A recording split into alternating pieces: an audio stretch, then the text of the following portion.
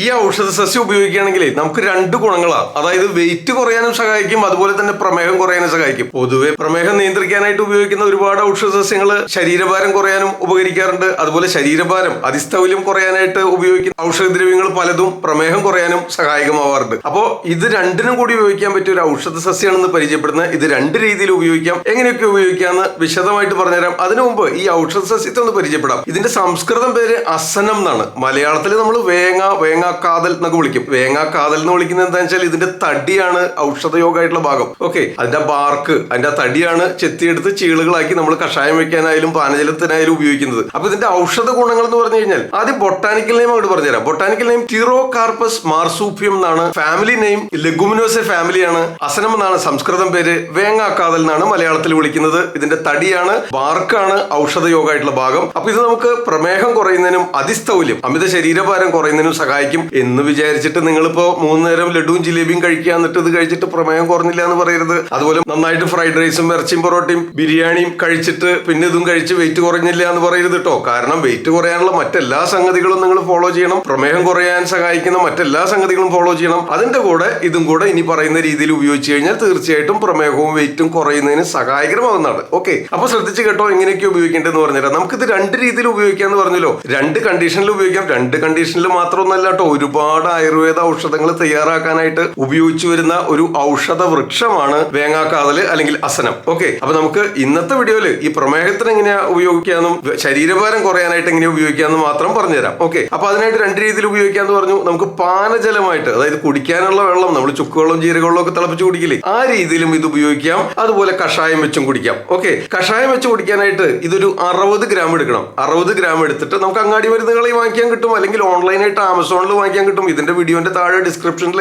ആമസോണിന്റെ link കൊടുത്തിട്ട് അതിൽ കയറി തപ്പിക്കഴിഞ്ഞാൽ നിങ്ങൾക്ക് കിട്ടും. ഓൺലൈനായിട്ട് വാങ്ങിക്കാവുന്നതാണ്. അടുത്തുള്ള അങ്ങാടി മരുന്ന് കടകളിലും വാങ്ങിക്കാനായിട്ട് കിട്ടും. നമുക്ക് ലോക്കലായിട്ട് നേരിട്ട് കളക്ട് ചെയ്യാനായിട്ട് ഇപ്പൊ നിങ്ങൾക്ക് കിട്ടുമെന്ന് എനിക്ക് അറിയില്ല. കാരണം അത് അത്ര സുലഭമായിട്ട് ലഭിക്കുന്ന ഒരു ഔഷധ വൃക്ഷമല്ല. എന്നാലും പലപ്പോഴും നിങ്ങൾ ചിലരെങ്കിലും കണ്ടിട്ടുണ്ടാവും. അതായത് ഒരു കണിക്കൊന്നയുടെ പൂ പോലെ മഞ്ഞ പൂക്കളൊക്കെ ഉണ്ടാവുന്ന വലിയൊരു വൃക്ഷമാണ്. അതുപോലെ അമരക്കായ പോലെയാണ് അതിന്റെ വിത്ത് ഇങ്ങനെ ഉണങ്ങി വീഴുമ്പോൾ കാണുക. അതിന്റെ ഫലം ഓക്കെ അമരക്കായ പോലെ ഇരിക്കൊരു സാദൃശ്യമുണ്ട്. അതുകൊണ്ടാണ് ഇതിന്റെ ഫാമിലി നെയിം ലെഗുമിനോസെ. അതുകൊണ്ടാണ്. ഓക്കെ, അപ്പൊ നമുക്ക് ഇതിന്റെ വേങ്ങാക്കാതൽ എടുക്കുന്നു, കഴുകി വൃത്തിയാക്കി കൊത്തി നുറുക്കി ചെറിയ ചെറിയ ചീളുകളാക്കണു. എന്നിട്ട് അതൊന്ന് ചതയ്ക്കണു. അത് നമുക്കൊരു 60 ഗ്രാം വേണം. 60 ഗ്രാം കഷായം വെക്കാനാണ് പറഞ്ഞേട്ടോ. അപ്പൊ 60 ഗ്രാം എടുക്കുക. എന്നിട്ട് അതിലേക്ക് ഒരു 1200 മില്ലി വെള്ളം ഒഴിക്കണം. ഓക്കെ, എന്നിട്ട് അതിങ്ങനെ ചെറുതീകരിച്ച് സമയം എടുത്ത് പതുക്കെ പതുക്കെ വറ്റിക്കണം നടത്തും. വറ്റിച്ചിട്ട് 4:1 അപ്പൊ എത്ര 1200 4:1 300 മില്ലി ആയില്ലേ. അപ്പൊ ആ ചണ്ടി അങ്ങോട്ട് അരിച്ച് കളയാം. 300 മില്ലി ആകുമ്പോൾ ചണ്ടി അരിച്ച് കളഞ്ഞിട്ട് വീണ്ടും തിളപ്പിച്ച് കുറുക്കി വറ്റിച്ച് 150 മില്ലി ആക്കുക. ഓക്കെ, എന്നിട്ട് അതിന്റെ പകുതി 75 മില്ലി രാവിലെ ഭക്ഷണം കഴിക്കുന്നതിന് ഒരു മണിക്കൂർ മുമ്പ്, അതുപോലെ രാത്രി ഡിന്നർ കഴിക്കുന്നതിന് 1 മണിക്കൂർ മുമ്പ്. ഇതിങ്ങനെ പതിവായിട്ട് കഴിച്ചാൽ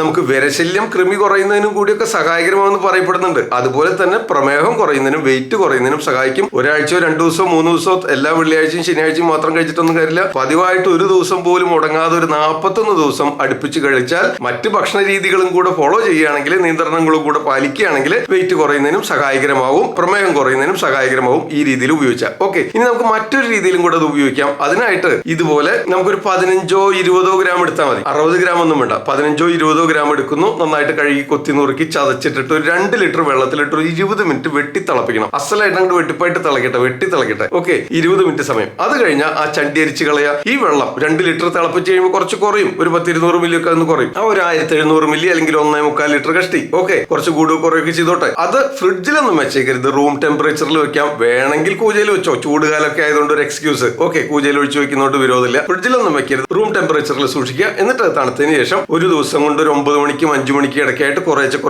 കുടിച്ച് തീർക്കുകയാണെങ്കിൽ അതും ഈ രീതിയിൽ വെയിറ്റ് കുറയുന്നതിനും പ്രമേഹം കുറയുന്നതിനും സഹായകരമാവുന്ന അർത്ഥം. ഓക്കെ, അപ്പോൾ ഇതൊന്ന് പരീക്ഷിച്ച് നോക്കിയിട്ട് ഇതിന്റെ റിസൾട്ട് നിങ്ങൾ താഴെ കമന്റ് ബോക്സിൽ രേഖപ്പെടുത്താം. മറ്റൊരു കാര്യം കൂടെ പറയാനുള്ളത്, നിങ്ങൾക്ക് ഇത്തരം വീഡിയോകൾ ഇഷ്ടാവുന്നുണ്ടെങ്കിൽ, അത് വെയിറ്റ് കുറയാനും പ്രമേഹം കുറയാനൊക്കെ ആവശ്യമായിട്ടുള്ള ഔഷധ സസ്യങ്ങളും അതുപോലെ അത്തരം ഇൻഫർമേഷൻസിന് ആവശ്യമുണ്ടെങ്കിൽ അതും താഴെ കമന്റ് ബോക്സിൽ രേഖപ്പെടുത്തുക. ഇവിടെയും കൊടുത്തിട്ടുള്ള ഈ വീഡിയോകളുടെ ലിങ്കുകളിൽ നമുക്ക് പ്രമേഹത്തിനും അതിസ്ഥൗല്യത്തിനും ഒക്കെ നമ്മൾ മുൻപ് ചെയ്തിട്ടുള്ള വീഡിയോകളുടെ ലിങ്ക് നിങ്ങൾക്ക് കയറി കാണാവുന്നതാണ്. എല്ലാവർക്കും ഷെയർ ചെയ്ത് കൊടുക്കുക. ലൈക്ക് ചെയ്യാനും ഷെയർ ചെയ്യാനും സബ്സ്ക്രൈബ് ചെയ്യാനും ഓർമ്മിപ്പിക്കുകയാണ്. ഞാൻ ഡോക്ടർ സേവർ. മറ്റൊരു വീഡിയോയിൽ വീണ്ടും കാണാം. ആദ്യം ആയുർവേദം.